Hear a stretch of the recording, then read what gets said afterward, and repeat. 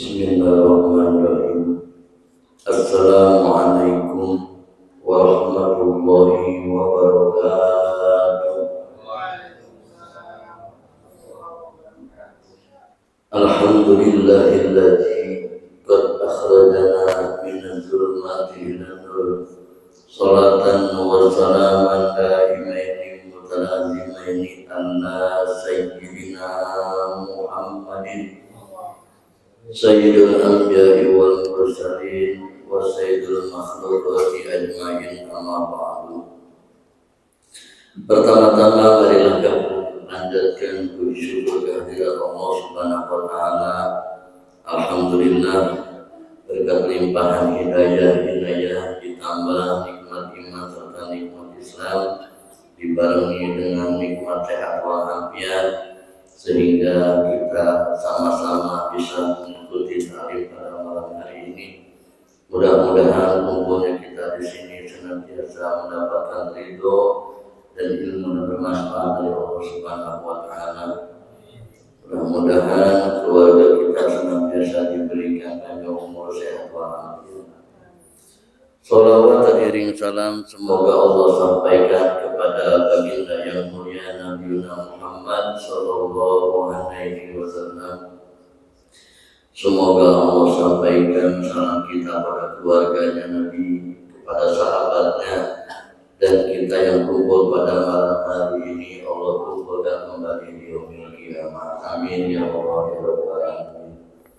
Sebelum melanjutkan para saling, terlebih dahulu sampaikan nasihat kita kepada Ketua DKM Masjid Al-Imu Ma'alimin yang saya hormati Al-Sabahidul Tuhal, Al-Sabahi, dan para jamaah yang lainnya yang tentunya saya tidak sebutkan satu persatu, namun insya Allah tidak mengurangi rasa hormat dan terima saya kepada para jamaah semuanya. Terlebih dahulu kita bacakan surat Al-Fatihah, kita niatkan untuk orang tua kita baik yang sudah tiada ataupun masih ada. Dengan pembacaan surat Al-Fatihah ini mudah-mudahan yang masih ada orang tuanya kita semoga panjangkan umurnya, Allah sehatkan badannya. Dan untuk yang sudah tiada, mudah-mudahan limpahan nikmat kubur diberikan oleh Allah Subhanahu wa taala. Terkhusus orang tua saya pada seminggu kemarin meninggal, hari ini 7 harinya malam tadi. Dan sekarang itu hamil Quran, alhamdulillah para santri dan yang lainnya ikut mendoakan 7 hari 7 malam pembacaan Al-Quran. Mudah-mudahan apa yang telah disampaikan untuk keluarga saya mudah-mudahan dibalas oleh kebaikan-kebaikan dari Allah Subhanahu wa taala. Ala hadiniya wa ala kulli niyatin sharifah bil barakah al-Fatihah. A'udzu billahi minasyaitonir rajim. Bismillahirrahmanirrahim. Alhamdulillahi rabbil alamin arrahmanir rahim maliki yaumiddin. Iyyaka na'budu wa iyyaka nasta'in. Ihdinas siratal mustaqim. Siratal ladzina an'amta 'alaihim ghairil maghdubi 'alaihim waladdallin. Para jamaah yang dirahmati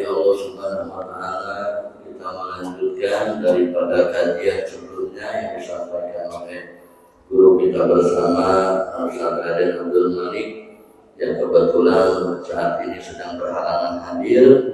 Jadi mohon ridhonya nih dari nama saya yang kebetulan saya pulang dari Tibarusa mampir ke rumah Awe, jadi kebetulan ya kehujanan dari asar belum pulang juga nih. Bismillahirrahmanirrahim. Faslun wa min masyiatil batni aklu riba wal maksi wal ghasbi wasyirqatu. Bismillahirrahmanirrahim. Pasal kali ini insya Allah akan membahas yang berkaitan dengan maksiat perut. Maksiat perut kita nih, perut bukan maksiat. Ternyata apa yang masuk ke dalam perut kita yang halal apa yang haram. Berarti kalau yang tidak halal bagian daripada maksiat perut. Kasihan perut kita nanti dihisab. Bagian daripada maksiat perut yang pertama adalah aklu riba. Aklu riba ini kita sering memakan rezeki yang mengandung riba. Istilah para ulama menjelaskan beberapa bagian-bagian yang menjurus kepada riba. Mungkin lebih identiknya adalah tentang keuangan biasanya. Saya minjemin duit ke Pak Robi 1 juta, tapi pulangnya pengen 1.100.000. Misalkan saya minjemin baju bekas Pak Robi, nanti kalau balikin yang baru atau misalkan gitu ya. Apapun alasannya, ketika kita memberikan kebaikan minta dibalas dengan kebaikan yang berlebih daripada hal yang kita kasih, ini sedikit berbau riba. Bagaimana Ustaz? Saya mah enggak ngatur sih, cuman paham meren begitu ya. Gitu 1 juta paham meren gitu ya. Tujuannya itu paham itu pengen dikasih, enggak bilang minta dilebihin mah enggak, bukan paham kali ya. Ini kan minjemin 1 juta paham meren kali gitu ya. Nah, paham itu tujuannya lebih menjurus ke pengen dilebihin. Nah, misalkan kata-kata yang menyinggung-nyinggung, walaupun terkecuali yang dipenjemin itu ngelebihin, tapi tidak maksud untuk melebihin uang itu. Tidak ada unsur-unsur terima kasih, enggak ada. Ya, tidak ada uang ke situ, enggak. Mungkin sebagai terima kasih ditolongnya saja, bukan jumlah uangnya itu. Walaupun dia tidak minta, tapi diberikan karena dasar terima kasih uang itu lebih, itu tidak boleh. Nah, misalkan nih Pak, kan saya nggak minta, saya nggak 1 juta aja, ini mau buat Bapak. Tetapi dalam hatinya dia itu pengen ngelebihin si pemberi itu karena dibantu 1 jutanya itu. Berbeda dengan kebaikan. Ya, terima kasih sudah ditolongnya aja, tapi Pak Robi tidak membalas, tidak pengen diganti. Dia mah hanya sebatas terima kasih atas pertolongannya, bukan uang 1 jutanya itu. Waduh, sebetulnya nih kita banget ini pada hari itu ya. Apalagi ditaktor 2%, 3%, 4%, atau 10% dengan gitu ya. Sebagian ulama-ulama tasawuf mengkhawatirkan hal tersebut, walaupun sama-sama sepakat. Saya sama Pak Robi sepakat 5%, sama-sama ridho. Pak Robi ridho, saya ridho, tapi dibentukkan 5% atau 3% itu tetap ulama-ulama tasawuf menjelaskan itu riba. Walaupun ridho nih, kan kita ngambil duit ridho, yang ngasih ridho dengan sepakat 3% atau 5% atau 10% dan sebagainya. Nah, kan terkadang ridhonya itu karena keadaan. Ya gimana lagi ya tuh? Ridho nggak ridho mau juga sih kan gitu, daripada susah minjem orang dan gitu. Nah gitu. Ini yang Jadi memang kalau ngaji surah Taufik kita agak ngeri-ngeri juga nih. Tapi ya ini mau gimana lagi? Kalau kita tidak dipandu dengan hukum syara, tidak dibarengi dengan tasawuf, ya nanti kita juga kan nggak sembarangan masuk ke dalam perut. Jadi sperma, jadi anak, dikasihin ke anak, dikasihin ke istri, rezeki kita. Ya mau nggak mau, anak istri kita bakal makan. Tenaga kita dipakai buat nyari nafkah anak istri. Sementara rezeki yang kita makan tidak halal misalkan. Ini berimbasnya ke keluarga-keluarga juga. Apalagi secara langsung dikasihkan ke anak istri dan sebagainya. Ya, tentunya kita sebisa mungkin semampu kita mencari yang halal. Berupaya semaksimal mungkin kita menyaring rezeki yang bakal kita makan, yang bakal istri kita makan, yang bakal anak kita makan, berupaya mencari yang halal, yang halal.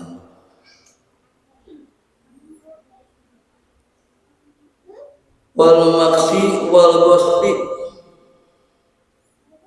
dan harta cukai. Cukai itu apa ya? Cukai itu mungkin persentase dari sebuah produk atau apa ya, cukai itu ya.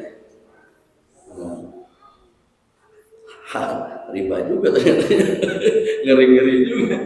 Maka sekarang apa yang ada cukainya ya? 60%, 70% gitu kan. Wal ghosbi dan gasab. Gasab kalau orang Sunda itu gasab. Gasab itu tadi minjem nggak bilang-bilang biasanya. Kalau minta nggak bilang-bilang maling, tapi minjem nggak bilang-bilang. Saya pulang dari masjid ke Manasan, dipinjam ke warung, pinjam ke warung, nggak bilang-bilang, nggak boleh juga itu. Walaupun orang itu ridho, masa sih saya pinjam sendal Pak Robi kagak dikasih, pinjam doang. Tapi kan orang mau pulang nggak bisa lah sama sendal saya, tapi dibalikin. Bukan maling, pinjem nggak bilang-bilang gitu. Waduh, ngeri juga nih ya. Dulu waktu saya pesantren itu, kalau gasap aja ditajir itu. Kamu pinjam sendal orang nggak bilang-bilang, tamu lagi pakainya. Ya, ngeri juga. Sendal pinjem nggak bilang-bilang, gasap. Kalau anak santri itu biasanya pinjam sarung nggak bilang-bilang, tahun sarung saya kemana ya? Wah, dipinjam dipakai, nggak ada maksud maling, enggak, pinjam nggak bilang-bilang biasanya gitu.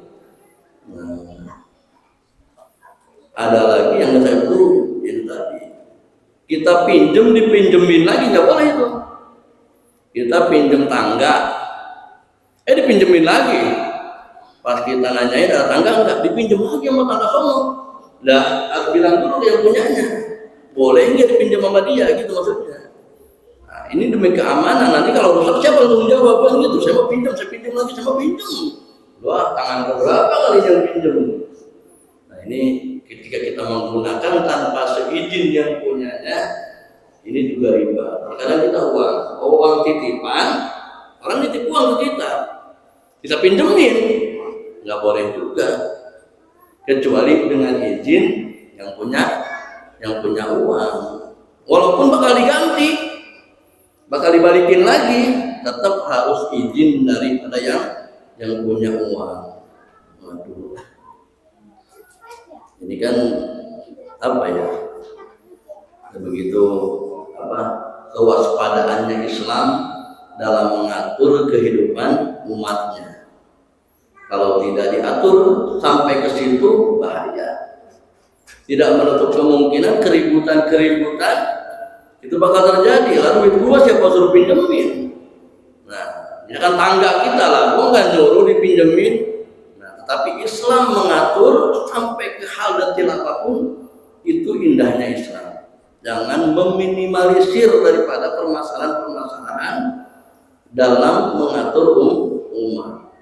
Itu indahnya Islam itu, dari tidur sampai tidur lagi diatur.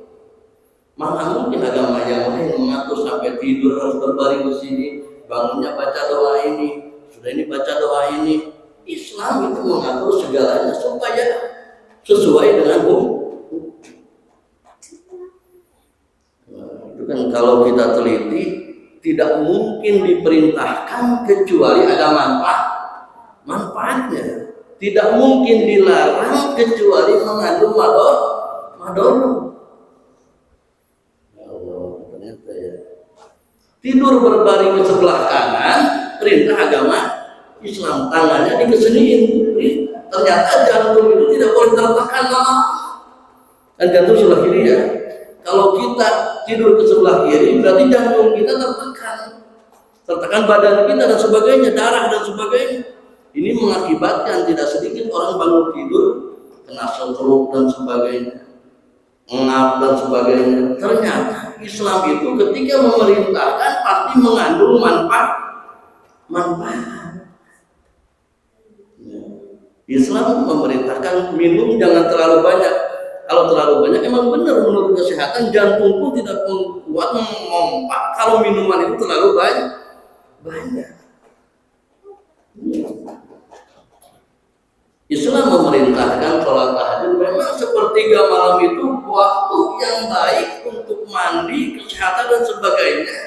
Mengatur ritme tidur ketika bangun setengah 3 malam itu waktu yang pas untuk waktu kesehatan. Tidak mungkin Islam itu memerintahkan kecuali mengandung manfaat. Tidak mungkin Islam mencegah, melarang kecuali ada bahayanya untuk manusia. Nah, kita tidak tahu. Ya Allah, benar. Masuk ke kamar mandi, kaki kiri, keluar kaki kanan. Memang setan itu bertempatnya di kamar-kamar mandi, masuk bagian daripada pori-pori kaki. Kalau kita masuk sebelah kanan, peredaran kita dulu yang akan masuk di sebelah kiri dulu, diseimbangi dengan kaki sebelah kanan. Keluarnya kaki kanan karena habis menyeimbangkan kaki kiri. Tidak sedikit ada yang jatuh di kamar mandi, ada yang kebanyakan itu terjatuh di kamar mandi tidak bisa bangun lagi dan sebagainya. Ini kebiasaan-kebiasaan kecil ternyata berbahaya bagi kita kalau dibiasakan. Dan itu saya sendiri pun jarang banget untuk lebih perhatian ke hal-hal kecil, padahal itu diperintahkan oleh Islam. Dan ini agama yang paling indah di Islam. Selanjutnya daripada maksiat perut yaitu wasyarikatu, yaitu barang-barang hasil curian, maling lah, lebih kasarnya begitu. Lalu bagaimana kalau kita tidak tahu orang ngasih duit sama kita ternyata itu duit hasil maling? Ternyata dia maling ketangkep. Kemarin gua dikasih rokok lagi sama dia. Menurut hukum fikih, kalau tidak tahu itu boleh, fikih ya. Jadi fikih itu yang real, yang kelihatan bukan itu. Nah, kalau menurut hukum fikih. Jadi kalau dia tidak tahu, masyarakat tidak tahu, kirain dia tuh orang benar, ternyata disergap juga, dengan gitu ya, ketahuan baru. Kemarin habis makan bakso bareng lagi, ternyata hasil jual motor yang kemarin dipetik itu saja. Tapi untuk menghindari hal-hal kalau tahu nggak boleh, dia tahu pekerjaannya seperti itu nggak boleh, walaupun nggak tahu pas nyurinya. Kalau tahu pekerjaannya itu aja, wah emang dia mah dari dulu kerjanya begitu mulu, disuruh kerja yang lain yang benar nggak mau, kita nggak boleh, kecuali emang ada pekerjaan lain selain pekerjaan maling. Ini kan, tapi kan kita terkadang nggak enak juga kalau dikasih rokok misalnya nggak mau dari dia ya. Nah, begitu. Allah, gue punya rezeki nih, rokok bungkus. Biasanya kan orang-orang begitu baik di lapangan, di teman-teman mah baik, tidak ada masalah. Cuman kegiatannya itu kadang ya Jadi maling itu memang udah tahulah, maling gak perlu dijelaskan ya.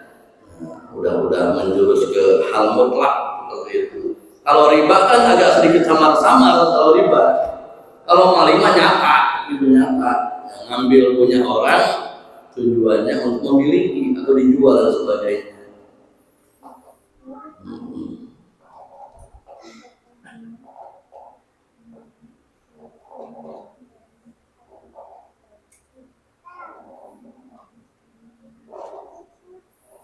Wa kulli mahdudin bi muamalatin haramah syar'an. Orang yang melakukan perbuatan-perbuatan atau muamalah yang diharamkan menurut syariat. Jadi apa aja orang yang melakukan kegiatan-kegiatan yang memang dilarang oleh syariat, bukan maling aja, banyak pekerjaan-pekerjaan yang memang melanggar hukum syara. Kalau dia mah bukan pemiliknya, tapi dia mah cuma nuangin doang minuman. Tahu kan minuman itu haram. Dia mah cuma kerjaan cuma nuangin doang, digaji. Nah, itu pun daripada rezekinya dia dibayar oleh bosnya dengan gaji 5 juta. Nah, gitulah pula apa ya? Itu tadi. Dia mah bukan pemiliknya, dia nggak punya saham, dia mah bekerja. Cuma tahu yang dia lakukan itu melanggar syariat. Tahu kamu bekerja ya di tempat saya, tugasnya cuma bukain botol-botol doang. Jadi sudah ada tahu sebelumnya dan dia pun mau. Itu tetap rezekinya menurut ulama tasawuf itu tidak halal. Masya Allah. Kadang kan kita mah enggak ngerasa dosa karena kita mah bekerja, pikirnya gitu. Ya tentunya Allah pun menyiapkan rezeki dari cara yang lain. Kalau kita memang bersandarnya kepada Allah, banyak cara untuk meraih rezeki yang Allah siapkan. Ya. Namun terkadang kita pengen jalan pintas, nggak mau capek, cuma nuang minuman doang 5 juta sebulan, 6 juta. Daripada 2 juta keliling-keliling capek. Padahal lebih enak itu daripada 5 juta, 6 juta yang kita makan, dan istri kita makan, anak-anak kita makan. Masya Allah. Ya. Ini setidaknya seandainya kita dikasih jalan pilihan ketika kita tahu ilmunya, ini sebagai barometer keimanan kita. Ketika kita diuji dengan ketidakcukupan ekonomi, lebih baik mengorbankan iman apa kita bertahan dengan rezeki yang Allah kasih seadanya. Ini terkadang kan kita sebagai kepala keluarga, tuntutan dari istri, dari anak, sehingga terkadang kita mengabaikan dari mana sumbernya itu rezeki. Yang penting hari ini gua bawa duit, nggak tahu itu dari mana. Ini kan yang jadi masalah. Dan tentunya di samping kita berikhtiar mencari jalan yang halal, kita pun berdoa sama Allah. Kan dalam sholat duha ada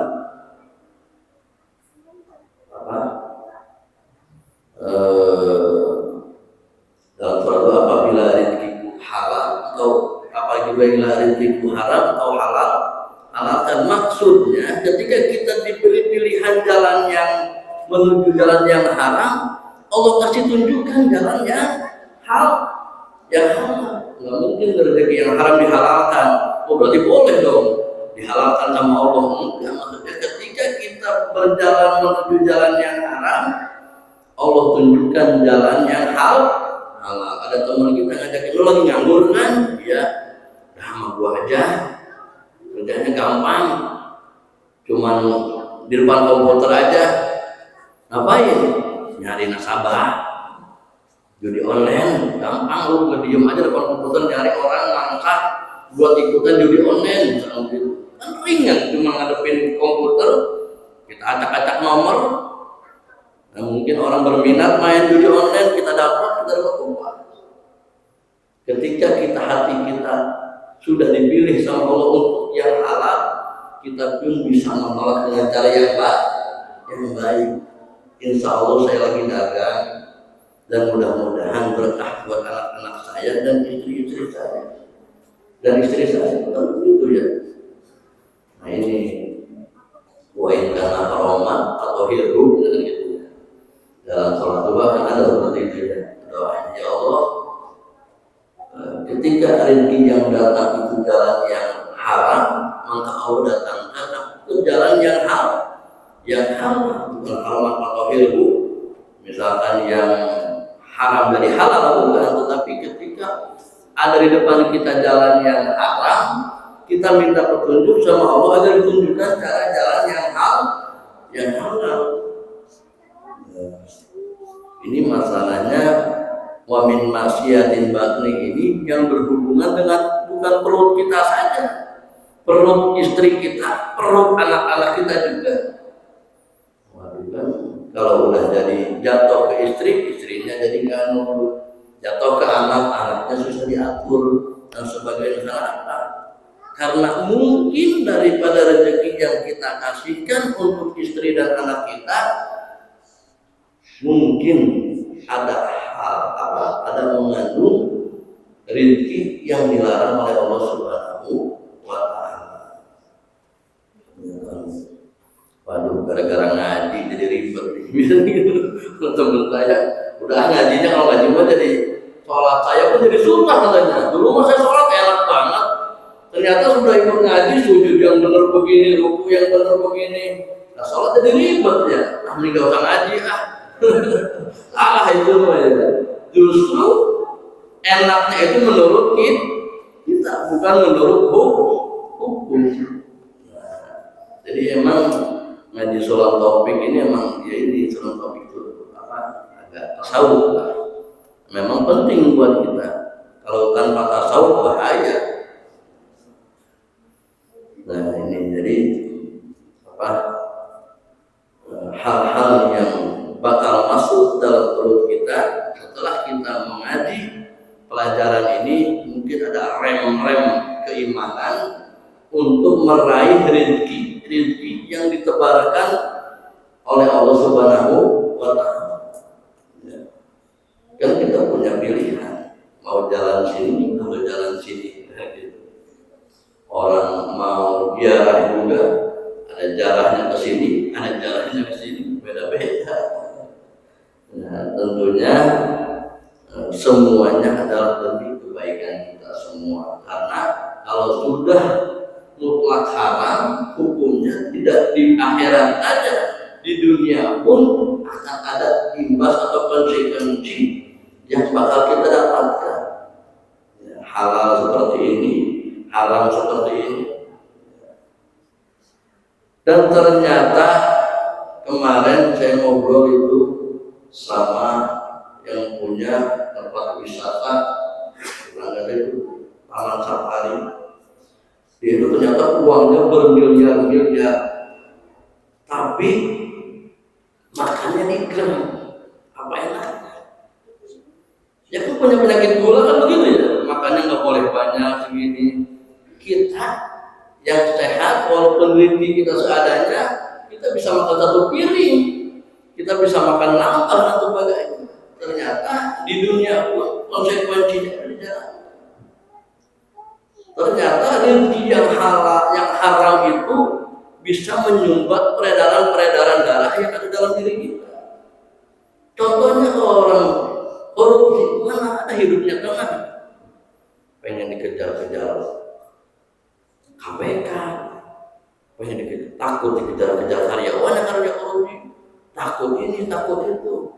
Akhirnya apa? Penyakit datang, tidur nggak nyenyak dan sebagainya. Berimbasnya kepada saraf akhirnya setruk dan sebagainya. Lalu uang hasil korupsinya itu buat apa? Nggak bisa dinikmati. Dan memang yang sulit ditemukan itu bukan kesenangan, tapi ketenangan jiwanya. Udah dia keluar negeri, senang-senang pulang, pusing lagi KPK nanya mau diaudit, pergi lagi hura-hura menghabisin uang sebagainya untuk mencari ketenangan.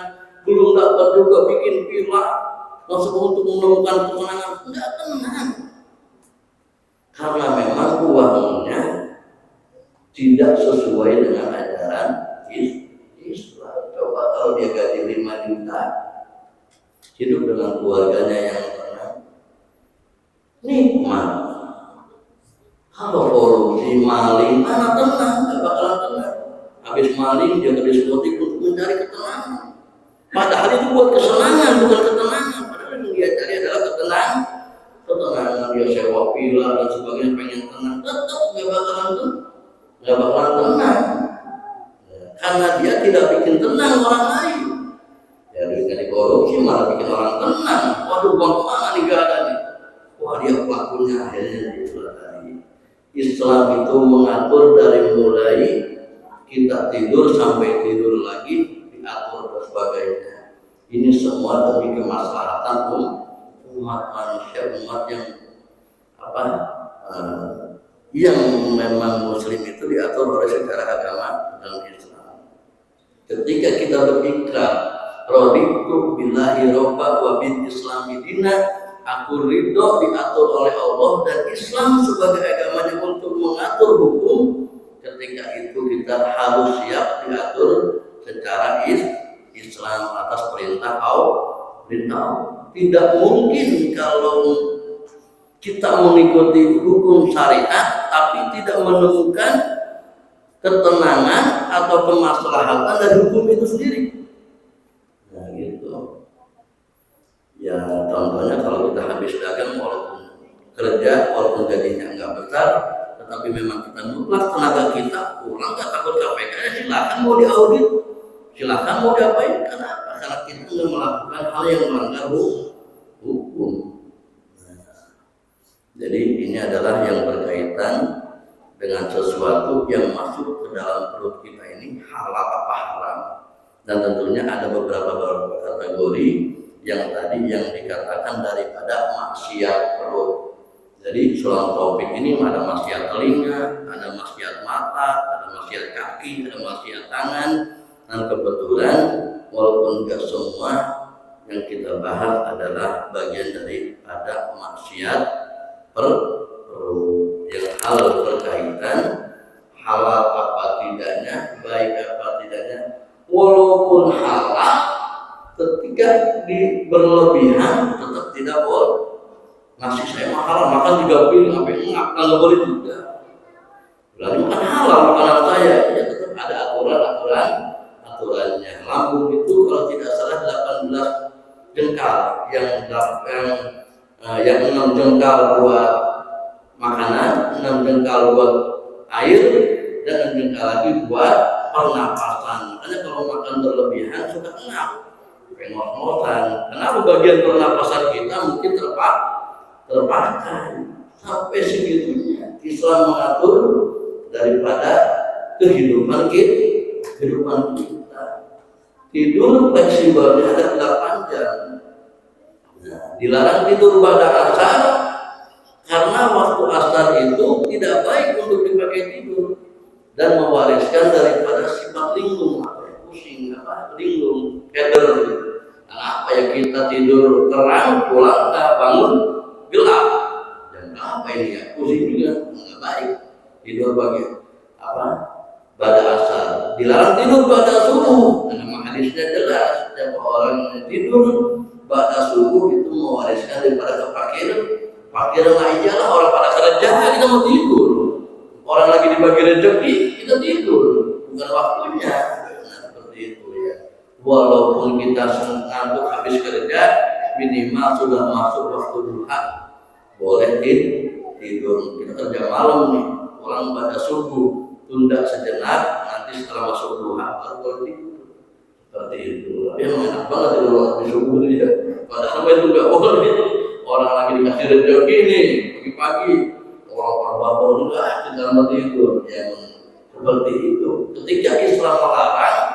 berarti ada hal yang tidak baik. Ketika Islam memerintahkan, pasti ada kemaslahatan untuk kita. Dan tadi mengatur lama ya. Yang penting saya silaturahmi sama warga PSP. Mudah-mudahan pertemuan pengajian atau silaturahmi saya ini mengandung ilmu yang bermanfaat. Untuk doa, saya persilakan untuk berdoa bersama. Astagfirullahaladzim.